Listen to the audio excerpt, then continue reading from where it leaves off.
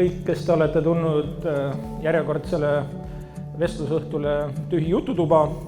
Tühi on siis akronüüm Tallinna Ülikooli Humanitaarteaduste Instituudist ja mul on väga suur rõõm tervitada tänase õhtu külalist, Tühi vanemteadur Marju Kõivupuud, folkloristi, kes teda ei tunneks. Ja mina olen Tühi kommunikatsioonispetsialist Ivo Rull ja meie tänane teema siis on nii-öelda skaalal folkloor, mis on tavaarusaamises midagi väga traditsioonilist ja võib-olla ka ajas muutuvat. Ja teisest küljest siis selle tõlgendus ja tänapäevane selline uus lähenemisviis, mida on hakatud nimetama poliitkorrektsuseks. Aga kõigepealt, Marju, mis üldse on tänases mõttes sotsiaalmeedia ajastul tõlgendatav ja uuritav ja analüüsitav kui folkloor? Kas kõik, mis keegi praegu hetkel kuhugi Facebooki või Instasse või Twitterisse või TikToki paneb, on folkloor? Tere õhtust! No päris kõik ikkagi ei ole. Folkloori puhul saame rääkida mingisugustest sellistest kindlatest tuumadest või teatud kindlatest motiividest, mida varieeritakse. Need võivad olla näiteks esitatud meemidena niimoodi, et nad võimaldavad luua allusioone, kas mingi kirjandusteose, mingisuguse varasema ütluse, mingisuguse mõtte variandina või näiteks varieeritakse kunagisi anekdoote, et kui ta tekitab sellise mitmekihilise semantilise välja, millel võime näha siis seoseid mingite varasemate tekstide kirjapanekute või mingite traditsiooniliste hästi äratuntavate kultuuritekstide, folklooritekstidena, siis me saame hakata rääkima folkloorist. Aga samas ka mõni ütlus võib saada folklooriks, sellepärast et kusagilt miski saab ju alguse ja mõni kogemata öeldud käibefraas, võib-olla mõni ebaõnnestunud sõnastus, sõnamäng, kogemata midagi valesti loetud, võib panna aluse selle nii-öelda varieerumisele, nii et kindlasti on folkloori üheks tunnuseks teema variatsioonidega. Toome siis kohe konkreetse näite siit samast. Mõni hetk tagasi möödus meist värske Tallinna Ülikooli doktorant Jüri Ratas, kes peaministrina sai üsnagi tuntuks lühikese lausega joogid autosse. Kas see on juba folkloor? Ja kindlasti sellepärast, et seda on esitatud meemidena, seda on esitatud tekstidena ja seda on ka varieeritud. Nii et ta elab oma elu edasi konteksti väliselt, aga samas ta tekitab seoseid.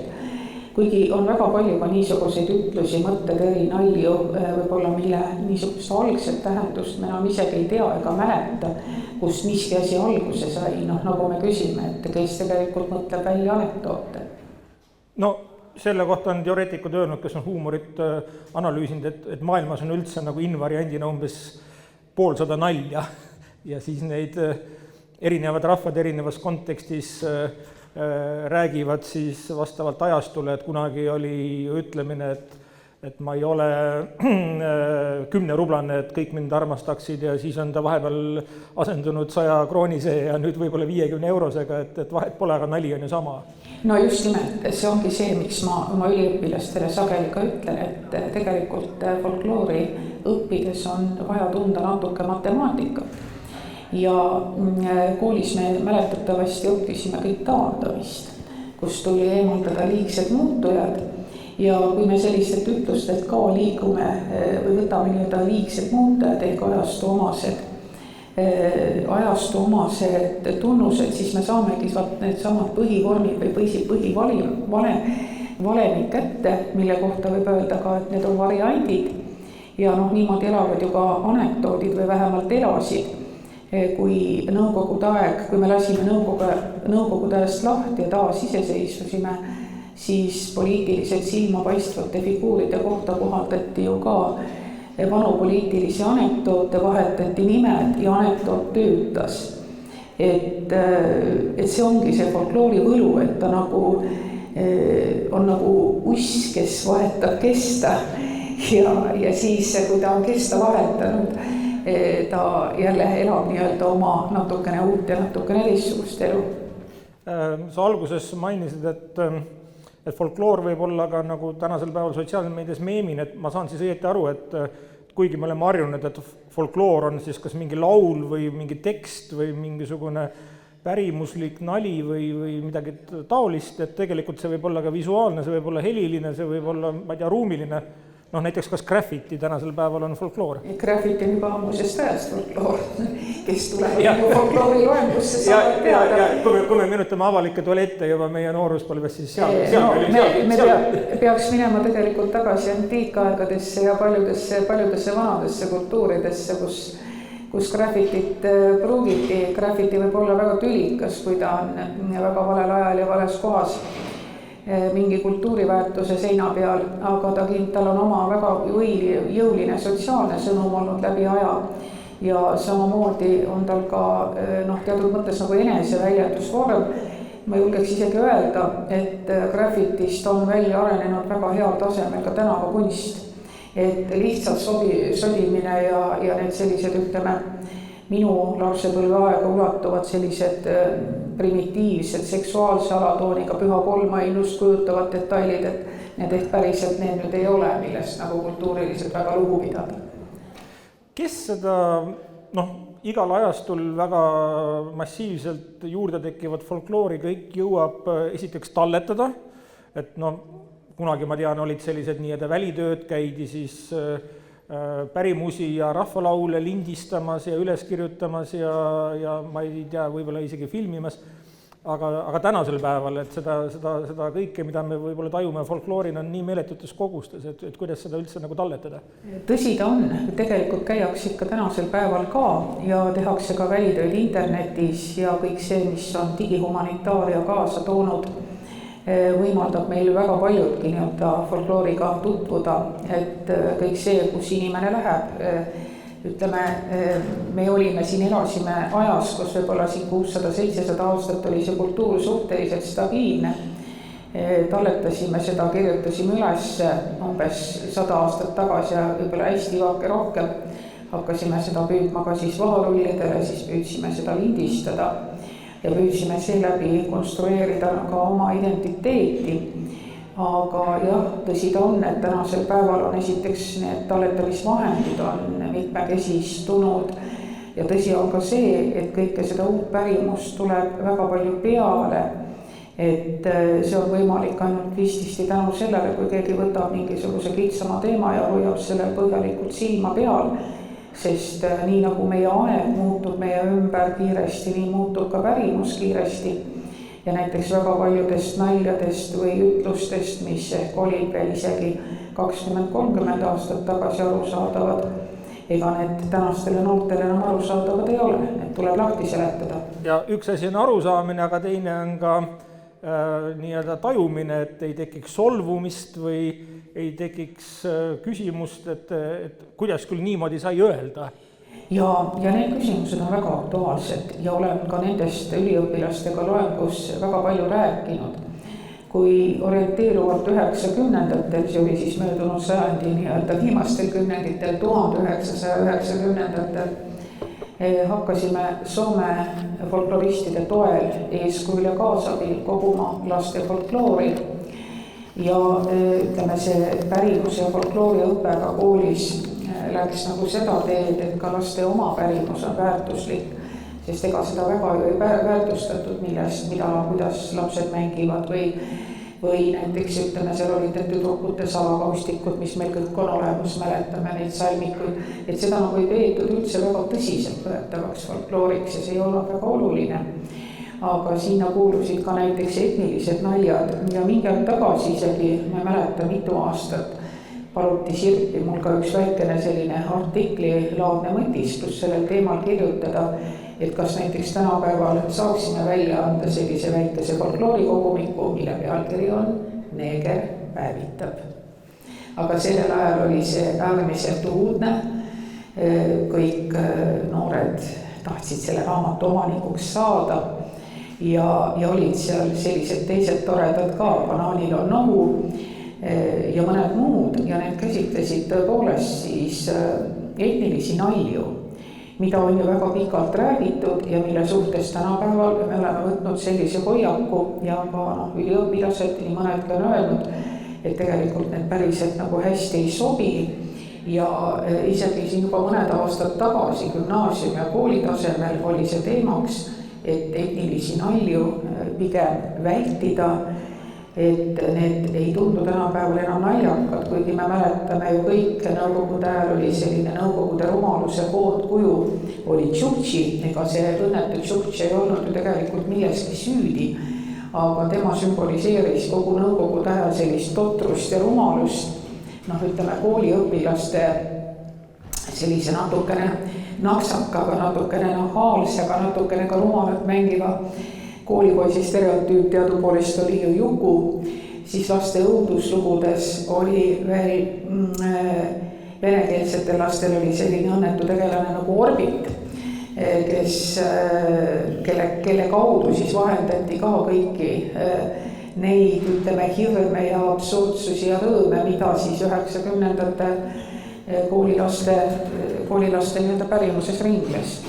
Ja seesama, võtame siis sellest neegrist kinni ja me peame siin ütlema, et me räägime jutumärkides ja siis nagu hüpoteetiliselt, mitte isikustatult, et keegi ei solvuks, aga võib-olla sellest mitte rääkimisest, et täna räägitakse, et see N-tähega sõna ja ma ei tea, mis eufemisme kõik kasutatakse, see tekitab selliseid huvitavaid kultuurilisi mittemõistmisi, et Jüri Üdi, Juhan Viiding kirjutas nõukogude ajal ühe protestilaulude paroodia, ma isegi loeksin selle siin ette.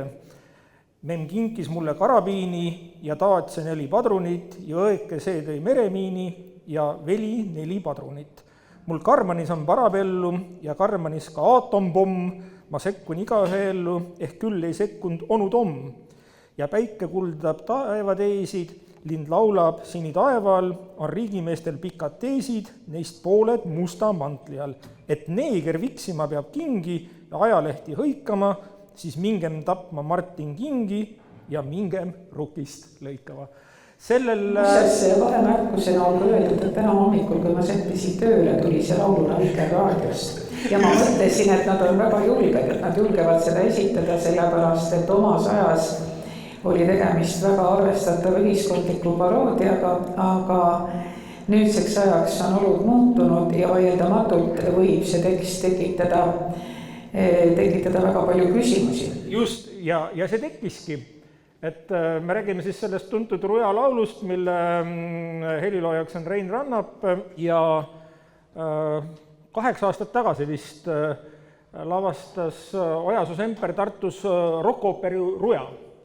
See oli väga menukas ja seal muuhulgas ka lauldi seda laulu ja siis pärast seda rock-ooperi, ma ei tea, kas esimest või teist lavastust ma kuulsin Kuku raadios ühe noore, ta võis ikkagi olla juba selline ka tudengialine inimene nagu solvumisest pulbitsevad kommentaari, et kuidas küll võib nüüd sellist laulu laulda nii rassistlikku. Täielikult väär arusaamine. Juhan Viiding parodeeris Nõukogude propagandat Eesti rahvalaulu motiividel.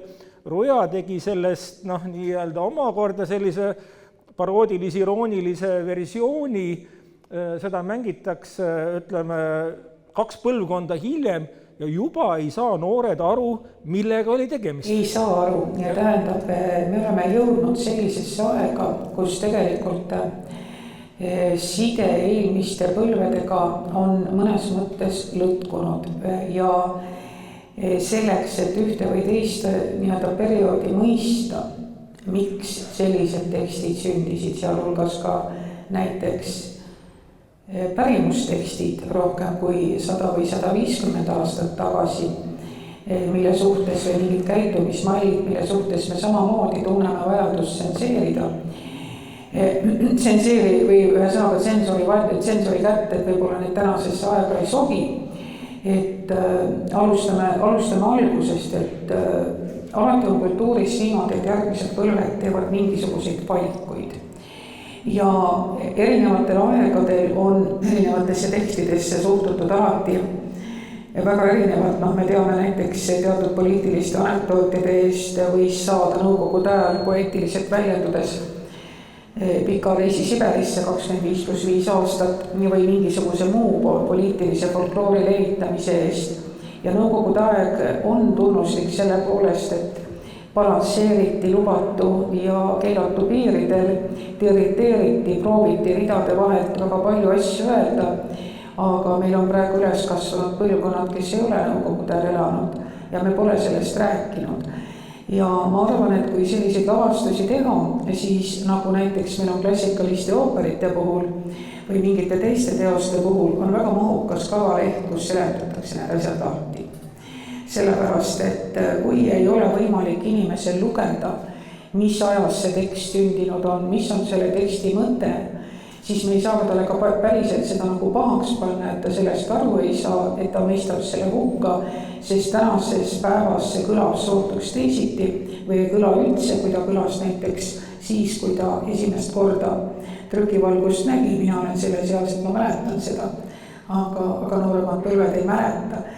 Et ütleme sellise tundliku pärimusega peakski niimoodi olema ja ka tundliku kirjandusega, tundlike teemadena, et me tegelikult räägime, kirjutame, uurime seda aega, püüame seda teha mõistetavaks ja siis võib-olla on ka ütleme selliseid ebameeldivusi või kokkupõrkeid või ülereageerimisi teinekord isegi natukene vähem. Ma käisin mõni aeg tagasi vaatamas Estonias võluflööti ja jälgisin huviga publikut, sellepärast, et tänase päeva jaoks või tänase maailma jaoks on seal väga palju soostereotüüpe, et missugune on hea naine, missugused on naise kohused, missugune see mees peab olema ja ma tajusin, et see on mõnigi noorem inimene, mis seda õhku, mis Estonia saalile jäänud oli, sest saal oli välja müüdud. Ja taaskord, eks ole, me peame paigutama selle teksti, selle loomingu sellesse aega ja vaatama seda selles väärtusruumis, kus ta on loodud ja püüdma seeläbi mõista seda aega. Hukka mõista on alati lihtsam kui mõista. Ja mina olen ka seda meelt, et ma ei tea, kuidas nüüd eesti keeles, aga ka inglise keeles on juba mindud ikkagi selleni, et Agatha Christit ja Astrid Lindgreni krestamaatilised joosed enam originaalpealkirjade ja originaalsisuga ei avaldata, et tegelikult ikkagi peaks tekkima pikad joonealused seletused, märkused, järelsõnad ja säilitama siis autorite esmaredaktsioonide sõnastuse või oled sa teist meelt? Ma olen kõigepealt seda meelt, et paljudel puhkudel tõepoolest teosed oleksid tuumakamad, kui neil oleks säilitatud näiteks tõlkija sellised heal tasemel kommentaarid või kellegi saatesõnad, nii nagu me mäletame meie lähiminevikust, kui teosed ilmusid. Sest ka Eesti vanemkirjandus vajab juba noortele lahti seletamist. Nüüd teine asi puudutab tekste ja eks me tegelikult oleme ju ka muinasjutte muutnud aegade jooksul lapsesõbralikumaks. Kunagi Lauri Leesi avaldas sellise suurepärase sarja, nagu seda on Europeia, eks ole. Ja seal ilmus valimik Euroopa muinasjutte, Haneemakese muinasjutud, mis olid mul isegi siin olnud vahepeal, kui õppida aega rohkem üliõpilastele kohustusi, et võrrelda neid originaalseid muinasjutte või algupäraseid muinasjutte, mis tegelikult olid mõeldud täiskasvanutele, nende versioonidega, mida me tänapäeval kohtame siis lastele mõeldud redaktsioonides, kust on ühte teist välja võetud, kus on neid teemasid mahendatud ja kus ühe sõnaga tekst on säilitanud küll võib-olla oma selle algse põhi nii-öelda valemi. Et seda on tehtud ja kahtlemata ütleme siis niimoodi, et algkäsikirjad võiksid säilida, versioonidega võiks tutvuda, aga samas ma isegi oma akadeemilisel teel võib-olla mõned asjad, mis ma kirjutasin 30, et ma vaataks üle ja kirjutaks natukene teistmoodi. Kahjuks me ei saa Agatha Christie käest küsida, kahjuks me ei saa Astrid Lindgreni käest küsida, mida ta arvab. Aga ma arvan, et originaal tuleks säilitada ja suhtuda pieteeditundega ja võib-olla ka mõnel puhul tõepoolest seletada, et miks sellisel ajal need või teised väljendid tegelikult meie kultuuris ei olnud halvustavad, aga nad on praeguseks ajaks võib-olla muutunud nii-öelda küsitavaks ja meil ei ole hea toon neid kasutada. Ega need tähendused muutuvad. Mina näiteks lõunaeestlasena ei suuda harjuda sellega, kui kellegi kohta öeldakse, et tal on suur süda. See on siis otsetõlge inglise keelest big heart, mis tähendab sisuliselt kedagi, kes on väga lahke, väga helde, tõepoolest armastab inimesi, ta seob kogukonda enda ümber. Ma olen kasvanud teadmisega, et suure südamega inimene on kiiresti vihastuv, äkiline ja tige. Ja neid niisuguseid rahvapäraste ütluste tähenduspöördeid on uuritud, on avaldatud ka mõned artiklid ja ka meie nii-öelda oma keeles tegelikult need tähenduspöörded toimuvad ka suhteliselt süütumate asjade kohta, nii et ma julgeks öelda, et ei jäänud teda ka, võib ju olla pealkiri ja kui see inimestele praegusel ajal niimoodi sobib, ei ole välistatud kunagi veel mingisuguste tulte pöördumist, et teadlasena on mul huvitav jälgida, mida inimesed peavad sobivaks ja mida mitte. Sest näiteks minu põlvkonna jaoks on sobimatu ka see, kui me kasutame argikeeles vägisõnu, kui me kuulame, kuidas meie inimesed omavahel suhtlevad ja minge tänavale ja kuulake, kuidas inimesed üksteisega räägivad, kuhu nad ennast saadavad, siis ma tunnen tegelikult nagu puudust, et meil ei ole seda kõrgstiili, milles inimene kõneleb ja et me tegelikult kasutame argikeeles kõnepruuki, mis veel mõned aastad tagasi või mõned aastakümned tagasi ka folklooritekstides pandi sulgudesse. See on kahjuks tulnud meie igapäevasesse kõnepruuki ja kõik need TN ja nii me võime lugeda. N-tähega algavad muuseas väga mitmesugused sõnad. Neljatähelised sõnad. Neljatähelised sõnad, et mitte ainult siis mitte isa, vaid on ka väga palju teisi sõnu, mida me kasutame. Ja mis näiteks minu ealiste või minu kasvatusega inimesele tunduvad väga puhatud ja ma arvan, et neid ei peaks pruukima. Folkloristina ma tean rikkalikult vägisõnu, aga ma ei pea vajalikuks neid kasutada, kui ma räägin oma lähedastega või on mingisugune koosolek. Ma küsin nüüd, kui endine ajakirjanik, et ajakirjanike hulgas on väga hästi tuntud selline asi nagu enesetsensuur. Et ajakirjanikud teavad väga täpselt, et sellest piirist, ma ei tea, peaministri ründamisel või kellegi eraellu tungimisel või mingisugustel krimiteemadel kirjutamisel ei ole hea üle minna. Järgnevad sanktsioonid, tuleb hagi, au ja väärikuse või laimu või mingil muul teemal või ka mingid veel hullemad asjad, töökoha kaotuseni välja. Ma küsin, kuidas nüüd folkloristide maailmas on, kui me rääkisime alguses huumorist, on terve suur naljade sektsioon, mida ütleme siis poliitkorrektselt nimetame nii, et naljad oma soo orientatsiooniga inimeste üle. Me võime ka lihtsalt seda öelda eesti keeles, paneme nüüd selle jutumärkidesse meesterahvaste puhul nii-öelda pedenaljad, eks ole. Kas on folklooris üldse see nii-öelda uurimisteema või kas keegi täna võtaks meie sellisel ülisallival ja üliliberaalsel ajal ette, hakkab seda nagu sõltumatult erapooletult uurima ja siis ka midagi sellel teemal publitseerima, kus kohas ja mis tulemustega? Tegelikult seda on natukene tehtud. Kui ma nüüd õigesti mäletan, on ilmanud mõned artiklid just nimelt seksuaalse käsitlemisega, kaasa arvatud ka see sõnavara, mis on seotud siis näiteks suguelundite tähistamisega ja seksuaalsusega ja seda nii-öelda tabuteemasid ja tabuteemaks seksuaalsus nii-öelda uurimisväljal on olnud. Et seda on Eestis ettevaatlikult tehtud, aga nüüd ongi minu arvates piir lähebki sealt, et üks see, mis on nii-öelda akadeemiline uurimisväli, mis on teadustekst ja mis isegi teinekord arvestades Eesti väiksust, kus on võimalik võtta väga paljusid asju isiklikult, et mõningaid teemasid on hea käsitleda just nimelt rahvusvahelise teadustekstina, kus võib-olla see positsioon on natukene neutraalsem. Aga üks on nagu öeldud teadus ja teine on loomulikult meie avalik suhtlemine ajakirjanduses.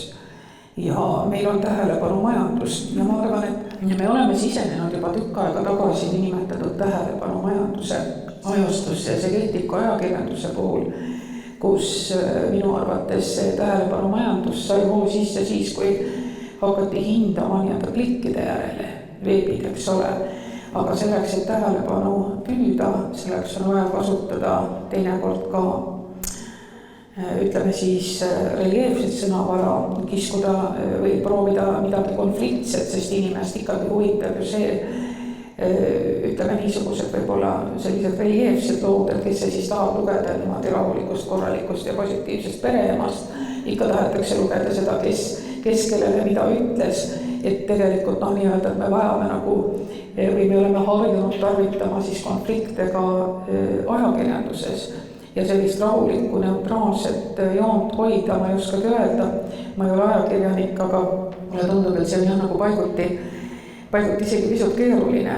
Aga küsimuse juurde tagasi, kas on tunda, et folkloristid võib-olla hoiavad sellest teemast nii-öelda eemale, et sealt võib saada vastu näppe?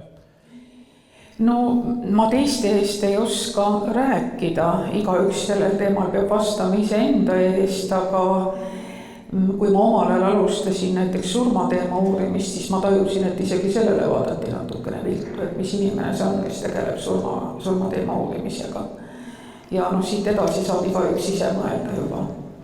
Et on vaieldamatult ka olemas niisugune asi nagu trenditeadus. Meil on teaduses teatud trendid ja kahtlemata moel või teisel suuremal või vähemal määral,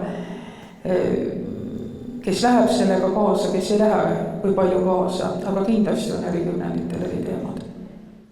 Ja ennem kui ma nüüd lähen järgmise küsimuse juurde, siis ma ütlen ka teile, et ma jätsin ennem ütlemata, et meil on vestluse õhtu, mis tähendab seda, et kõik, kes kuulavad, võivad ka kätt tõsta ja Marjule küsimusi esitada, aga ma tuleksin järgmise näite juurde, mis on nii-öelda poliitkorreksuse minu jaoks nagu niisuguse valuläve ületav juhtum, kus siin majas kasutasin ühes tutvustavas tekstis sõna eksootiline.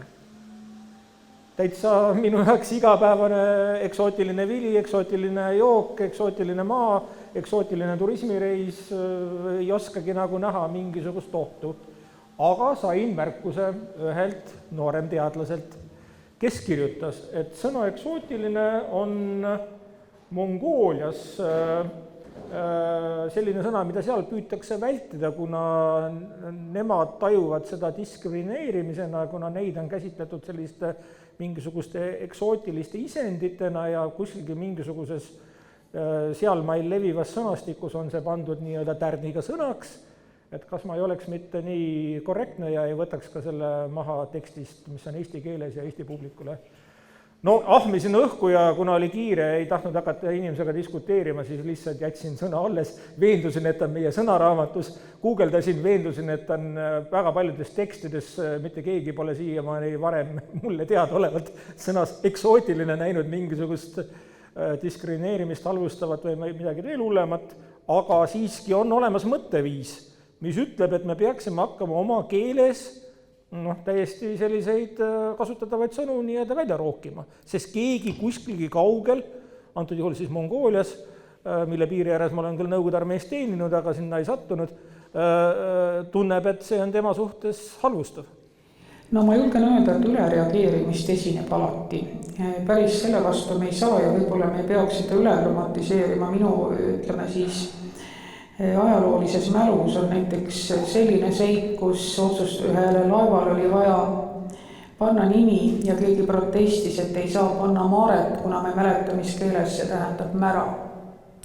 Nii et selliseid juhtumeid tuleb alati ette, võtame kas või näiteks, need on ju need eksitussõnastikud, on olemas, puudutab see siis eesti keelt või mõnda teist keelt, millega meil on keelekontaktid olnud püsivad, et alati võib mingisuguses kontekstis mingisuguse sõna midagi tähendada, aga võib-olla me ei peaks üle reageerima, et aga ma julgen öelda, et selliseid inimesi on alati, neid on olnud, neid on ja neid on ka tulevikus ja võib-olla mõnikord ongi niimoodi, et ka konflikti ülesvõtmiseks piisab millestki, mis tundub, et ei sobi.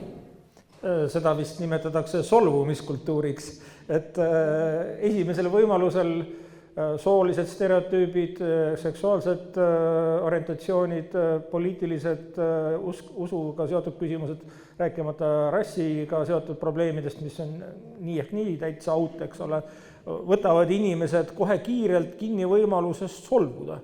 Et see on väga keeruline teema, me elame väga muutuval ajal, me puutume kokku väga erinevate kultuuridega ja ma arvan, et ka inimestel endal on selle pidene või jalgealusega keeruline. Ja keeruline on võib-olla ka sellepärast, et see on folkloorne stereotüüp, aga vahetevahel mulle tundub, et Eesti ühiskonnas on trend ja soov kõigile meeldida.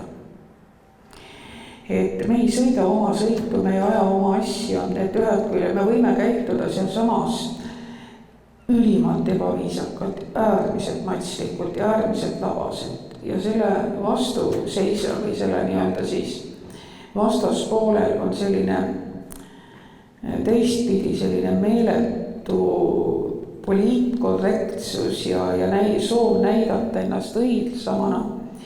Ja nii mõnigi kord nagu ma julgeks öelda, et ei nähta palki oma silmas, vaid pigem nagu pindu teises silmas. Ja see on ka kuidagi minu arvates seotud tähelepanu majandusega. Kui ma muidu tähelepanu ei saa, siis ma solvun. Ja ma teen sellest nii-öelda kas siis kollase meedia või mõne muu meedia loo, ma saan selle tähelepanu kätte. See on kõik.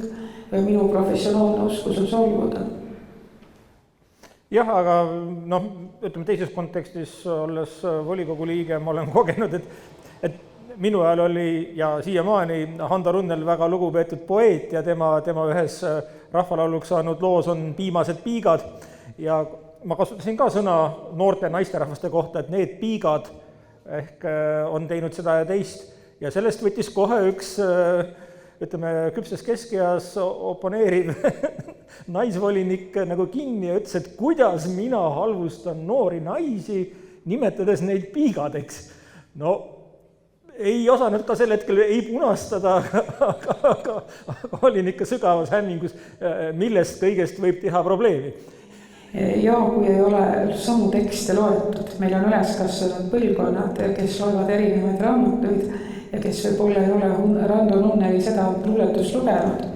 Vanemad põlvkonda Eestis iseloomustab see, et me lugesime samu raamatuid, meie haritlaste väärtusruum oli üks ja me tegelikult nagu rääkisime väga palju tsitaatidega ja saime nendest algtekstidest ka aru. Aga paraku ka õppejõuna ma olen tajunud, et sellised tsitaadid, mis on pärit teostest, mida noored lugenud ei ole, mõjuvad kuidagi teisiti, ta ei oska seda seostada vanema keelekasutusega, vanema mõttemaailmaga ja tema tajub ja võtab seda nii-öelda siis selle oma maailma, kuhu need või teised ütlused enam ei taha sobida. Ja nüüd ongi see küsimus, et kas ja kuidas luua silda nende erinevate põlvkondade, erinevate mõtteviiside vahel, kus tõepoolest ütleme põlvkonnal X, see või teine asi on naljakas, aga põlvkonnal Y on see juba traagiline. Kuidas nad saavad omavahel niimoodi luua selle kommunikatsiooni silla, et ei tekiks asjatut solvumist. Aga ütleme jah, nalja tegemisega on nagu on. Meil ei ole enam ammu poliitilist huumorit. Ja sellele just hiljuti juhiti tähelepanu, et see poliitilist satiir enam ei ole, kui on ainult meemid, aga ja sellised saated, nagu need omal ajal olid Pehmed ja karvased ja mitmed muud sellised toredad saated. Ma arvan, et need ventileerivad ja need puhastavad õhku, aga eks solvumine tuleb alati ka inimese ebakindlusest.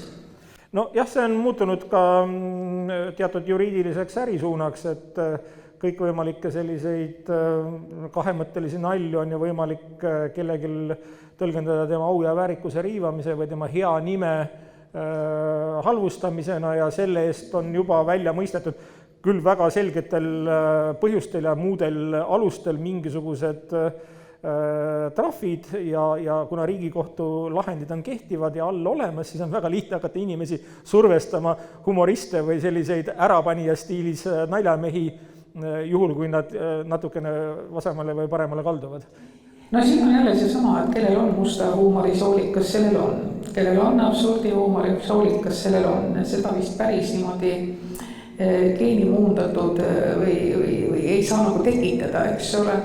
Ja inimene, kes musta huumorit ei mõista, tal ei tasu seda ilmselt teha. Inimene, kes absurdinaljadest aru ei saa, tal ei tasu seda teha, sellepärast, et tõenäoliselt ta tajubki seda, et tema üle naerdakse, võib-olla teda tahetakse paika panna ja eks minagi oma elu jooksul olen tõesti ka puutunud ka kokku nagu paljud meist inimestega, kes tegelikult ei saagi naljast aru ja ta solvubki sellepärast, et ta arvab, et tema üle naertakse selle sõna kõige halvemas tähenduses. On inimesi, kes ei saa absoluutselt absurdi naljast aru ja ma arvan, et nende seltskonnas vist nagu ei ole mõistlik neid nalju teha, et tuleb jätta need sellisesse seltskonda, kes aru saavad ja kes oskavad neid selliseid nalju nautida, et see on võib-olla natuke lihtsam.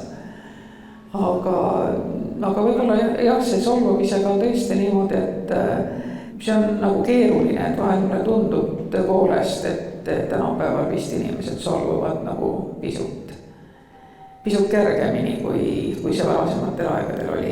Kas peaks hakkama kuskilgi avaldama sellist rubriiki, kus publitseeritakse teadlikult valitud mahlakaid folkloristlikke tekste koos nende kommentaaridega, nii nagu bioloogid kommenteerivad loomariigis toimuvaid asju või mingisugused geograafid majandusgeograafias toimunud teemasid, et tegelikult ütleme, see oleks nagu lai avar tööpõld folkloristidele tutvustada ainest, mis on mahlakas, mis tekitab tähelepanu ja samas anda sellele ka see kontekst, et miks nii räägiti ja miks selle peale ei tasu nüüd siin kohe solvudega kedagi tühistama hakata? Ma jään võib-olla siin natukene eriarvamusele. Igas valdkonnas on oma sisemine naljad. Ma võiks lisada siia ka meedikute naljad. Ma võiks lisada siin ka näiteks, ma olen väga palju tegelenud inimestega, kes on ametites näiteks krematooriumides ja tegelevad siit ilmast ära lahkuvate inimestega. Ma arvan, et need võiks jääda siseringi sellepärast, et inglise keeles on ka see mõiste, see inside joke, et sa kas kuulud gruppi ja sa nagu jagad seda maailmapilti või sa gruppi ei kuulu, et eks ta on tegelikult ka klassikaliselt folklooris olnud niimoodi, et igal sotsiaalsel grupil on oma pärimus. Naistel on oma naiste jutud, meestel on oma meeste jutud, ka laste folkloor on olnud selline, mis ei ole alati täiskasvanutele mõeldud. Ja seda uurida ja akadeemiliselt käsitleda saab ka nii-öelda teatud distantsid, kui ta võtab juba natukene võib-olla neutraalsemad jooned. Et näiteks ka pärimust kogudes olen ma isegi tajunud, et minu käest küsiti siin, ütleme siin veel 20 aastat tagasi, kui ma tegin välitöid, et kui naiste asjadest tuli jutt, siis vana perenaine kutsus mu kõrvale ja küsis, et kas need tüdrukud on juba mehenaised, sest et talle tundus, et neid ei sobi rääkida, neid lugusid vallaliste tüdrukute kõrvadele.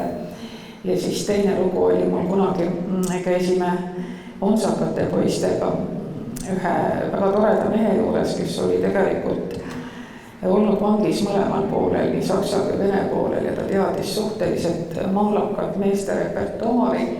Ja see kogumise situatsioon nägi ise välja umbes niimoodi, et see oleks väga hea mingi selliseks väikeseks filmistsenaariumiks. Et kõigepealt pani tal naine, vanaproua pani väga pahaselt raadio mängima suhteliselt kõvasti. Siis hakkas mini ja nõudega kolistama, haaras oma kaksikud lapsed, pani kärusse ja kihutas minema. Ruumist lahkus punastades üks üliõpilane, hetke pärast lahkus punastades teine üliõpilane. Ja siis see vanaherra vaatas mulle otsa ja ütles, et sa oled sääne viina naane, sa oled kõik enne, sa võid jäi. mis tähendas seda, et ma jõudsin järeldusele, et umbes 35-aastasena ma sobin meeste sauna küll selleks kapihoideks tädiks. Et tegelikult see on alati niimoodi olnud, et kõik ei ole päriselt kõikide jaoks ja ma mäletan ka seda Viljandi folgiaegadest aastat, ma igaks juhuks ei ütle, see on ka folkloriseerunud süžee, kuidas, kui oli meestelaulu tuba, siis sinna me naisi ei lubatud. Lihtsalt ei lubatud, isegi siis, kui nad tahtsid minna nii-öelda teaduslikel eesmärkidel. Ja kunagi ammu oli üks üritus Setomaal, kui oli Seto vaba praasnik ja see käis siis ka umbes sedamoodi, et filmiti, aga see, et telemehed olid kaamerate taga, see naisi ei seganud. Aga siis tuli kõrvalkülast, tuli Kolja vaatama, mis toimub ja see Kolja sai naiste käest nii, et tolmas, see oli igasugune meestevastane vägivald selle kõige folkloorsemal kujul. Et see on ka see, et keda me nagu, sõnaga, keda see pärimuskollektiiv nii-öelda siis asetab selle neutraalsele positsioonile, et teleoperaator, tema ei keegi, tema ei kuulu kogukonda, tema teeb oma tööd. Aga võt sina, Kolja, ei tule vaatama praegu, mis me teeme, sest need on naiste asjad. Nii et ma arvan selle, et las jäävad asjad nii, nagu nad traditsiooniliselt on, et kõigile oma, kõik ei pea olema nii-öelda kõigile tarvitamiseks. Meil ongi võib-olla tänapäevas ühiskond läinud liiga tabuvabaks, et meil ei ole selliseid, nad tunduvad võib-olla konservatiivsed või vanamoodsad, aga teatud reeglid võib-olla aitavad ühiskonnal paremini toimida, mis me siis vaikimisi nagu kokku lepime. Sellega nõus, et sellised obsöönseid nalju ja lausa roppused ei peaks avalikus kultuuriruumis levitama või kui siis ainult tsitaatida või äärmuslikel juhtumitel selliste lennukate meemidena Vene sõjalaeva suhtes, et kuhu teda saadeti. Aga teisest küljest on ju meie sisse võetud täiesti nii-öelda Eestile mitteomased kultuurikonfliktid. Et paranda mind, kui ma eksin, aga ajalooliselt meil ei ole olnud nii-öelda võib-olla etnilised ja muud nii-öelda konfliktid naabritega ja vanused ja soostereotüübid kindlasti, aga meil ei ole olnud ju rassilisi konflikte. Ja siis me äkki võtame selle nii-öelda poliitkorrekse rassilise sellise kõnepruugi, kus me siis hakkame ka tegelikult juba algseid tekste nii-öelda tsenseerima ja ümber muutma. Aga võib-olla see tulebki sellest, et meil ei ole traditsiooni välja kujunenud, kuidas käituda. Ja kus mujal nii-öelda kogukondades, kus need on, või ühe sõnaga on peete, siis me tegelikult ju kopeerime, jäljendame neid. Ja moel või teisel, sest tegelikult on just nimelt meil, kui meil traditsiooni ei olegi, kui me tegelikult nagu ei tea, kuidas käituda, kuigi samas, ma päris niimoodi ütleks, et meil ei ole neid konflikte olnud, kui nüüd vaadata meie näiteks mõisa pärimust või kui vaadata meie romadega või Eesti mustlastega seotud pärimust, siis siin, kui nüüd Paides arvamusfestivalil oli, ma jälgisin ka seda tsensuuri teemalist vestlust, Lauri Õnnapuu ja kes seal kõik olid ja arutasid selle üle, siis näiteks tõusis teemaks, et kas Mardi või Kadri Sändi kampaanias on ilus ennast maskeerida mustlaseks või näiteks ütleme Hollandis, kus on jõuluvana nii-öelda või jõuluvana asemel kaasas käib see must Peeter, eks ole, et kas tema on lubatud, et need teemad paratamatult neid kõiki puudutavad ja need tuleb nagu nii-öelda selles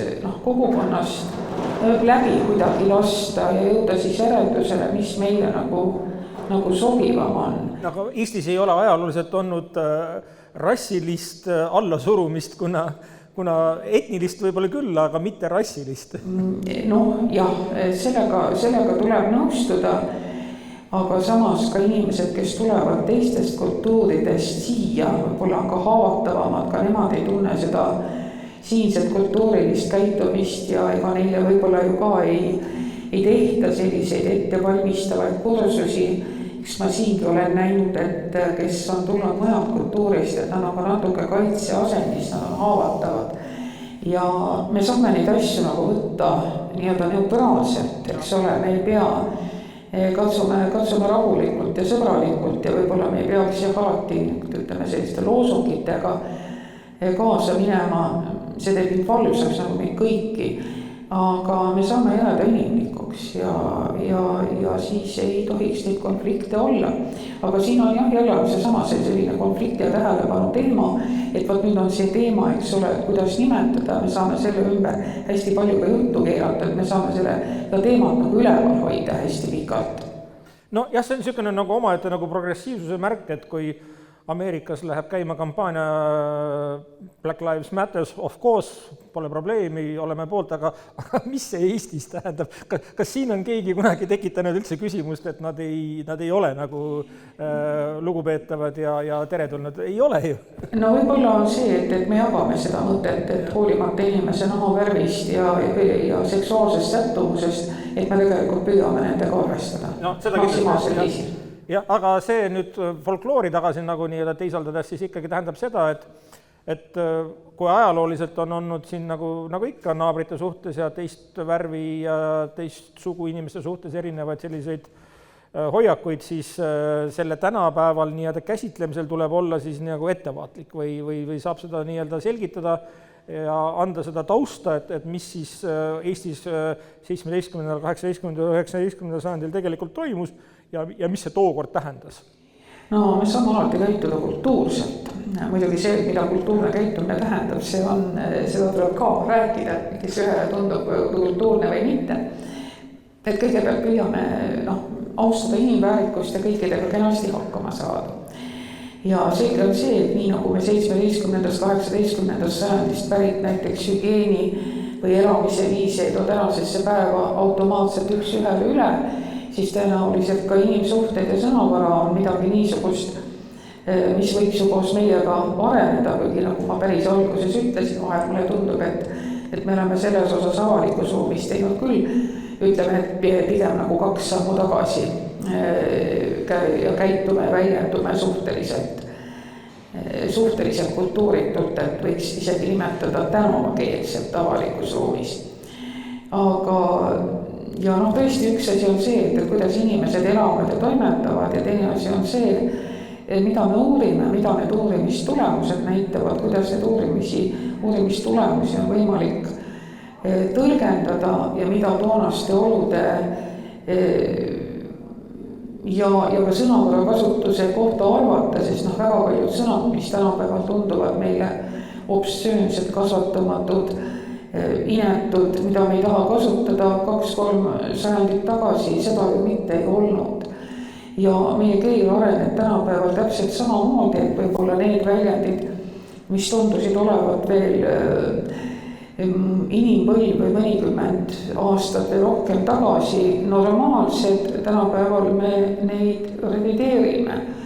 Et see on keele ja kultuuri areng ja on selge see, et me praegu elame natukene sellisel murrangulisel ajal. Taasiseseisvudest tuli meile erinevatest ilmakaartest väga palju uut informatsiooni, uutmoodi kultuurilist käitumist, uutmoodi hoiakuid, seda kõike on väga palju. Ja võib-olla ka selles, et seda kõike ongi väga palju, et selle nagu vastukaaluna teinekord toimibki see, et me ütleme, et võib-olla siin või seal me pingutame pisut üle. Et ühe või teise asjaga kaasa arvatud ka siis poliitkorrektsusega mõnel puhul, ütleme näiteks see sinu sõna eksootiline, eks ole, et on väga kahju, kui sõna eksootiline puuvili kedagi solvab, aga meie kultuuripiirkonnas see nii ei ole ja kui keegi tunneb ennast solvatuna, siis me saame maha istuda ja rääkida, miks see niimoodi on. Ja ma arvan, et siin tegelikult teadlased peavad kuidagi nagu rohkem hakkama sekkuma, sest me näeme praegu veel mitte niivõrd Eestis, aga mujal maailmas, kui palju inimesed tegelikult mingisuguse sotsiaalmeedia postituse pärast võivad kannatada, kuna nad on kas keeleliselt või siis ka suhtumises libastunud ja inimeste karjääre, töökohti, nende kogu varasemat tegevust otseses mõttes tühistatakse, mis on sotsiaalmeedia ajal täiesti epideemiline nähtus ja võib olla tagantjärgi väga ebaõiglane, nagu tänasel päeval me saame juba aru, et võib-olla Mustonenile tehti ühe kontserdi pärast natukene liiga, kui me paneme sellesse konteksti, mis täna on nagu meedias päevakorral, et siin peaks tegelikult neid asju selgitama nagu, et rahunege maha, ärge võtkem nii palju selliseid mujalt kultuuriruumis sisse tulnud võitlusteemasid ja laskem siis inimestel väljenduda nii-öelda mitmekesiselt. Ma võin võib-olla eksida, aga kahtlemata sotsiaalmeedia loob võimaluse kõlakodadeks. Ja paiguti sotsiaalmeedia minu meelest on võtnud üle ka niisuguse teatud mõttes nagu selle halvas mõttes Delfi kommentaariumi rolli, kus inimene saab oma mingisugused negatiivsed sellised tungid ventileerida, saab sandist öelda. Ma võin praegu eksida, aga mul on nagu näppu jäänud mõned sellised kirjutised, mis ütlevad, et võib-olla kui ta elab seal ennast verbaalselt välja, võib-olla ta siis ei lähe nii-öelda tänaval kaklema. Ma ei ole pädev inimene seda hinnata, aga ma arvan siiski, et kõik algab sisemisest kultuurist ja kui me siin oleme rääkinud pärimustekstidest, erinevast sõnakasutusest, erinevate sajandite inimese mõttemaailmast ja nende ka folkloorsetest väljendusvormidest, siis ma arvan, et võib-olla meil võiks olla ka välja anda mõned niisugused hea käitumise õpikud. Siin Eesti Vabariigi taasiseseisvudes tulid mõnedki raamatud, mis nagu õpetasid või andsid juhiseid, kuidas käituda erinevates kultuurides, mis on lubatud, mis pole luba, mis ei ole soovitav, missugune võib olla näiteks meile normaalne käitumisviis võib kusagil tunduda häiriv vastupidi, et kui sa Bulgaarias, kuidas sellega on, et kui sa naabutad, siis sa ei ole nõus, eks ole. Ja vastupidi, kui sa raputad pead, see võib sulle meeldida. Et näiteks alates sellistest žestidest, et mis puhul sobib kätte anda, kuidas tuleb riietuda, kuidas missuguseid sõnu kasutada, et me ei ole selles kunstis väga osavad ja võib-olla ütleme sellised hea käitumise raamatud või sellised, ma ei oskagi öelda, et võib-olla võiks teha mõnest sellisest raamatust taastrüki, mis tutvustab siis kombeid. Peenmees, väga humoorikas lugemine. On kodus täiesti olemas peenmees ja mitmed. Lugege peatükke, kuidas peenmees reisile minekuks valmistub. Jaa, need on väga toredad asjad, aga kuna ma õpetan Eesti kultuuri ka Tallinna Ülikoolis Estonian Culture, siis ma lasen kirjutada neid esseesid, siis on seal tehtud ka väga huvitavaid ja üldsegi mitte positiivses võtmes tähelepanekuid meie endi käitumise kohta, meie eestlaste käitumise kohta. Me peame ennast hästi kultuurseks ja tõepoolest püüame väljapoole väga head näidata, aga kui räägitakse, seal on väga palju selliseid huvitavaid punkte, et mille üle tasuks nagu mõelda ja nõnda, et selles osas, et mul on tunne, et me oleme nagu natukene libastunud sellisesse voolu, aga kui ühiskonna üldine hoiak on selline, et hea käitumine, viisakus väljendid, tulin just hiljuti Inglismaalt ja vaatasin, kui viisakad inimesed on liikluses, et kõik need, kes meil liiklusraevuga on kimpus, tuleks suunata Inglismaale, kui palju seal tänatakse kõige väiksem asja peale. Ma tänan väga, eks ole, thank you so much, mis iganes. Aga kuidas meil vaatab niimoodi tigetädi prillide tagant ja käata, mis asja sa siin tead, vaatan sulle, kus sa ei näe, torgendad. Loomulikult ma utreerin seda, eks ole, aga võib-olla see just nimelt see sidemne käitumine, viisakus on see, mis ja lõpuks, kui sulle midagi ei meeldi, sa saad seda ka väga viisakalt öelda, et kuidas konfliktis käituda või kuidas lahendada erimeelsusi või kuidas jääda erimeelsustes teist osapoolt austavale väga viisakale positsioonile, et tahaks öelda küll, aga ütleme, minu selline sisemine kasvatus ei luba otse öelda. Eks me kõik aeg-ajalt ütleme teravamad, kui me tahaksime. Mina ise kaasa arvatud ja pärast on paha olla. Aga just nimelt kuidagi nagu see selline võib-olla selline rahunemine ja just nimelt selline lõpuks pahasti saab öelda ka vaimukalt. Võtke inglise huumor. Väga elegantselt võib öelda nii, et jääb tükiks ajaks meelde. Ja ka vene keeles ropendada võib äärmiselt vaimukalt, kuigi see võib-olla naisterahvaste juuresolekul ohvitseridel ei ole lubatud. Nojah, see eeldab muidugi ka jälle seda, et me tunneme keelt ja kultuuritausta, me teame, kelle juures me seda kasutame. Et see folkloorist pärit mõte või ütleme isegi mitte mõte, vaid selline olemise viis, et igale sotsiaalsele grupile oma, et see, mida mehega räägivad kõrtsis õllelaua taga, et need ei ole need jutud, mida räägitakse kodus naiste ja lastega ja et see mulle tundub, et hoolimata sellest, et see võib-olla nagu näib selline iganenuna, et see ei ole seda, et võib-olla ongi niimoodi, et aeg-ajalt meil ongi mingid omad jutud, miks näiteks Savusaarna sõsarad lööb laineid kogu maailmas, mis näitab seda, et naiste kogukond ja naiste omad asjad, omad jutud tegelikult on väga kõnekad, hästi, need on praegu toodud ees lavale, aga see kinnitab just nimelt seda, et nagu teatud kogukonna lood, teatud kogukonnas on sul parem oma mõtteid avada, seal on lubatud sootuks teistsugused naljad ja sootuks teistsugune käitamine kui see, kui sa näiteks tuled kolleegidega rääkima. Siin on veel üks nüanss, on see nii-öelda ülim poliitkorrektsus, kus on võetud mingisugused normatiivid kuskilt mujalt ja öeldakse, et nüüd me peame hakkama neid, olles Euroopa Liidus ja igati eesrindlikud järgima ja see tekitab selliseid täiesti selgeid protestiliikumisi, mis näiteks väljenduvad märgis okei. Mida teatud poliitikud väga jõuliselt ja kindlameelselt tegid, seepärast, et leidus grupp, kes ütles, et see on sügavalt rassistlik sümbol teatud kultuuris, kus ta seda ka on, aga euroopalikus kultuuris me leiame sadu poliitikuid, kunstnikke, näitlejaid tegemas seda sama käežesti, mida meie tajume, kui et kõik on korras.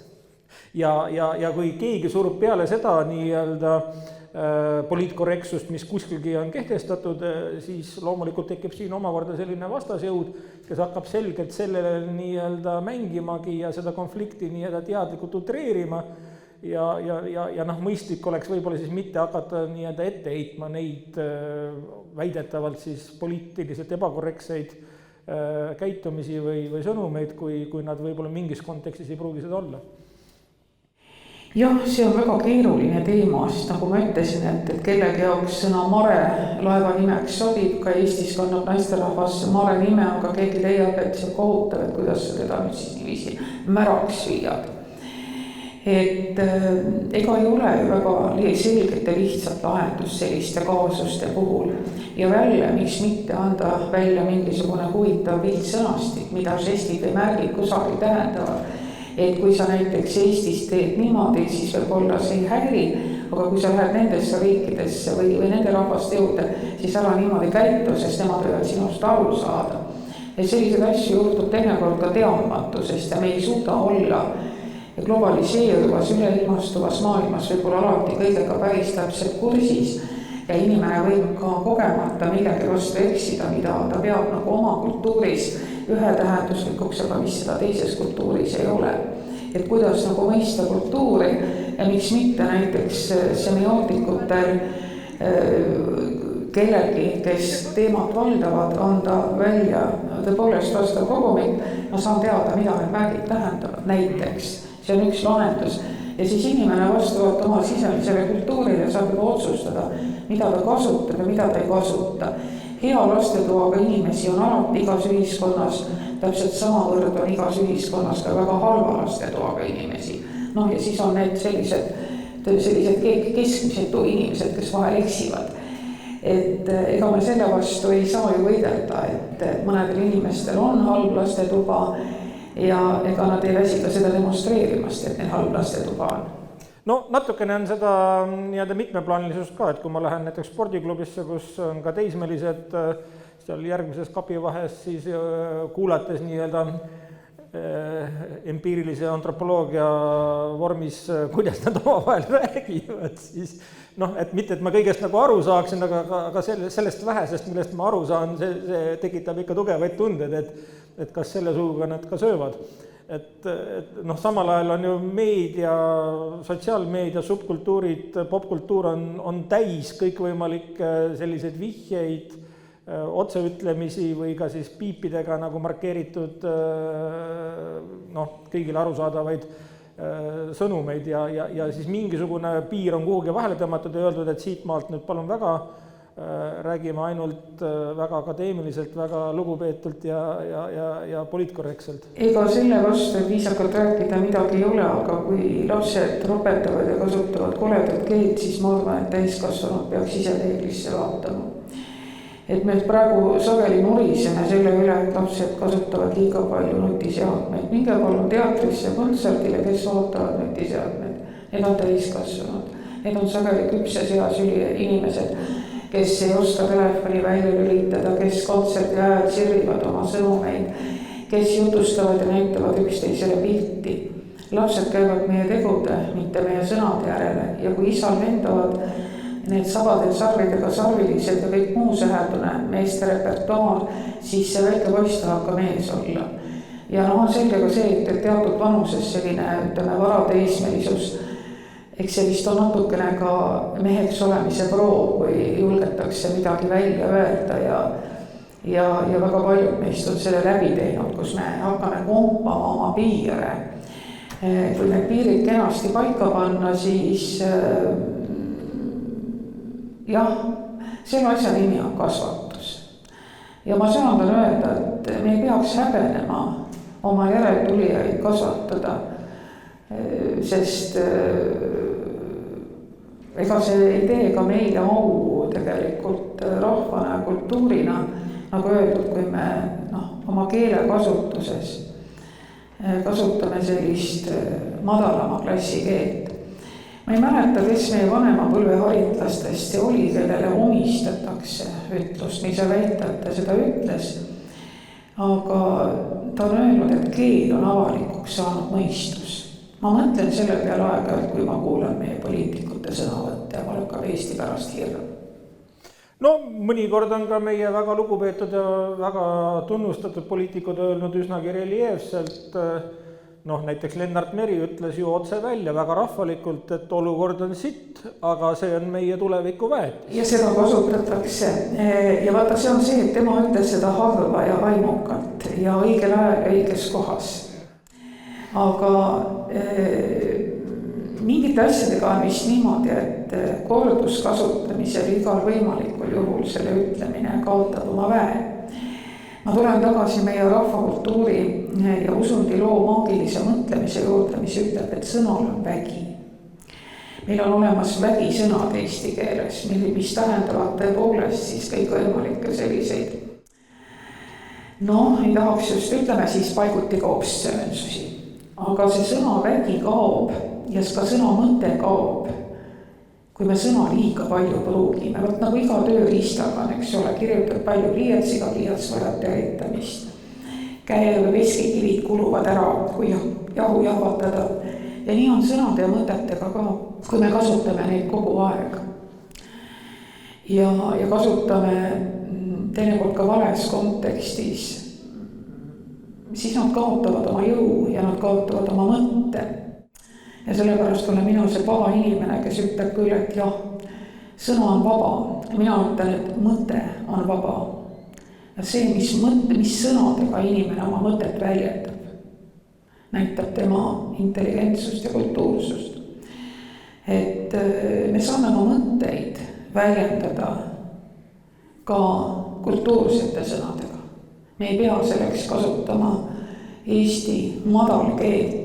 Ja sellepärast ma ei tea, mul ikka püüab see sisemine tsensuur kogu aeg on nii-öelda sisse lülitatud faasis, kuigi ma tean, et ma olen ka selle vastu vahel eksinud, et mõnes seltskonnas võib-olla oleks pidanud veel rohkem oma ühte või teist sõnu kaaluda. Aga see on võimalik, et jälgida ja kontrollida, mida kellele ja kuidas.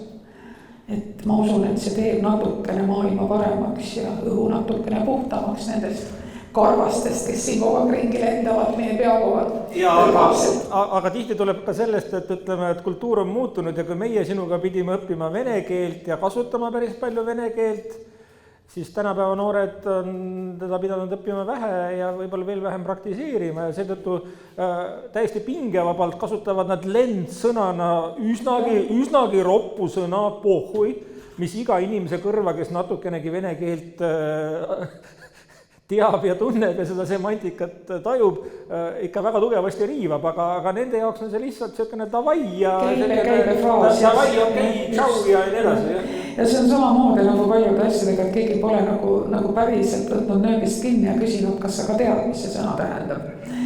Ja selge on see, et vene keelel on väga tugev ideoloogiline varjund ja me oleme selles ajast tõepoolest, kus meid ümbritses vene keele ruum, vanemad inimesed, eks seda tuleb tänapäeval Tallinnas kasutada, aga jälle taaskord, eks ole, tuleb võtta nööbist kinni ja inimesele nagu selgeks teha, mida see või teine sõna tegelikult tähendab ja see hakkabki kodust pihta, kui laps sõna loogib, tasub tema käest küsida, kas ta ka teab, mis sõna ta kasutab.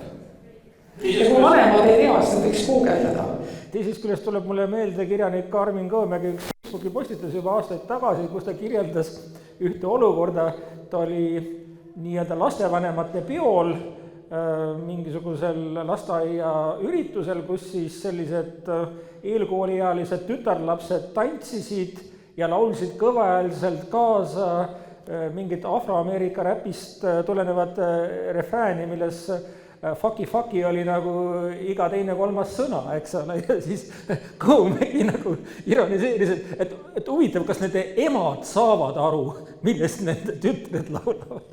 Võib-olla saavad, aga võib-olla neile ei ole, võtan jälle need niisugused sotsiaalsed piirid on kadunud. See, mida laulavad noored täiskasvanud, seda võib-olla ei peaks laulma lapsed, aga seal samas ütleme, ka meie ühiskond on küllastunud seksuaalsusest, seda pakutakse söögi alla, söögi peale.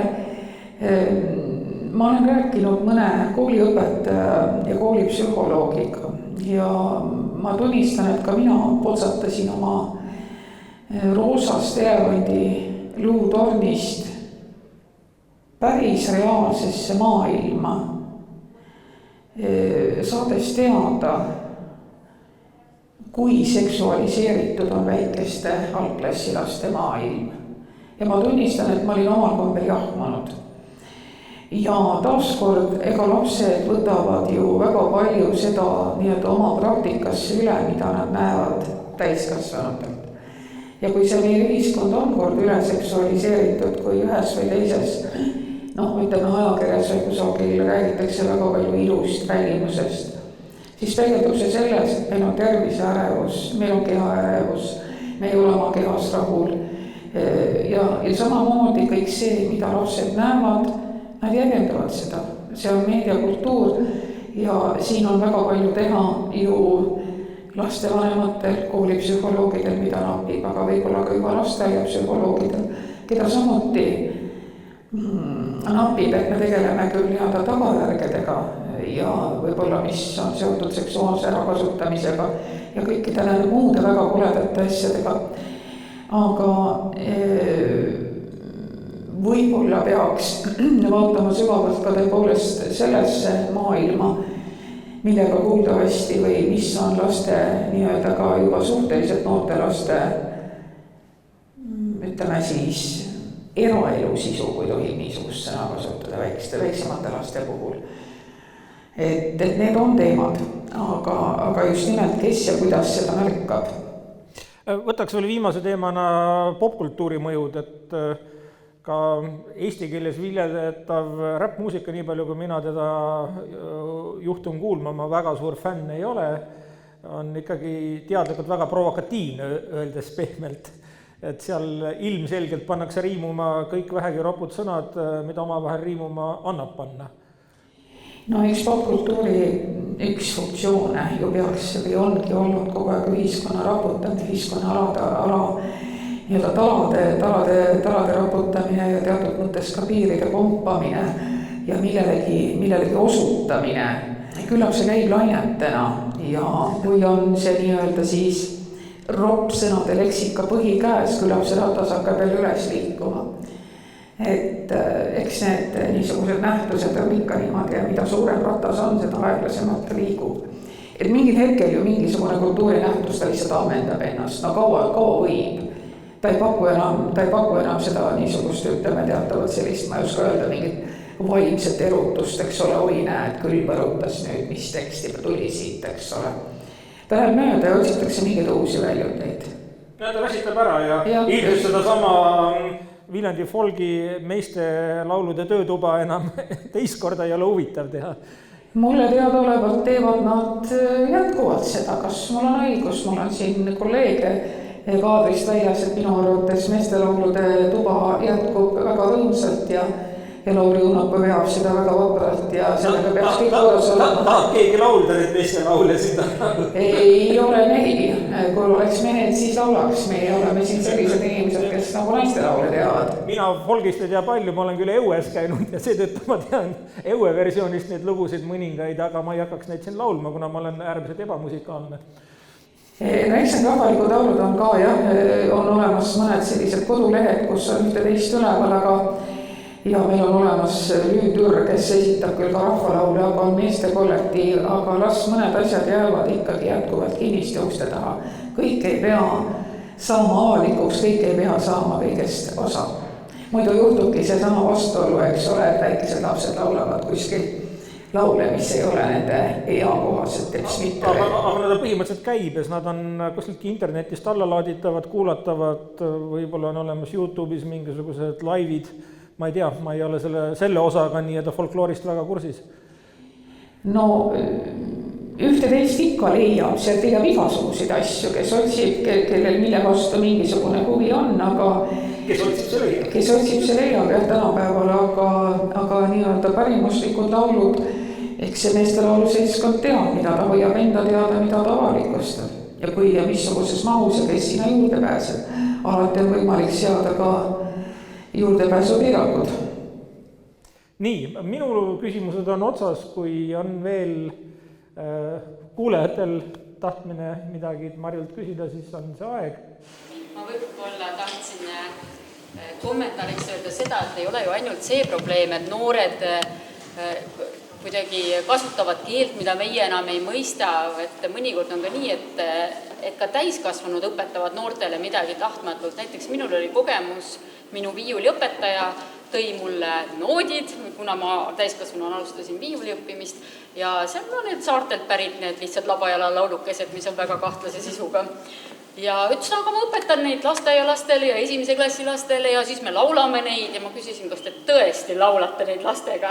Ja siis oli näha, et läksid silmad suureks nagu tõllarattad ja ta ei julgenud küsida, et mis neil lauludel viga on.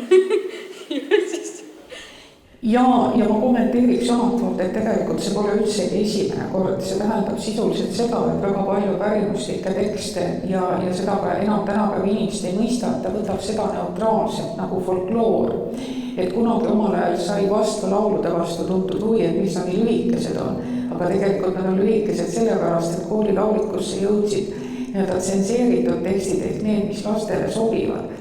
Millest me ka loengus väga palju oleme rääkinud, mis peaaegu terve oma elu, et folkloor ei ole mõeldud kõigile, ta polegi algusest peale olnud, on see, mida lapsed ise laulavad, mida lastele lauldakse ja kõik täiskasvanute repertuaar ei sobi või vähemalt võiks tekkida tsensuur või ma ei oska öelda, see pole tsensuur, see erakordselt ebaõnnestunud sõna praegu, aga mingisugune selline sisemine niisugune kontroll, aga see eeldab seda, et inimene tunneb materjali ja see on täpselt seesama nagu selle venekeelse sõnaga, mida sa ütlesid. Ta tegelikult ei mõtle, mida see tähendab, see on lihtsalt võõrkeelne vandesõna ja kultuuris on ju teada inimkultuuris, et üldiselt vande- ja vägisõnadena kasutataksegi väga tihti teisest kultuurist pärit väljendeid.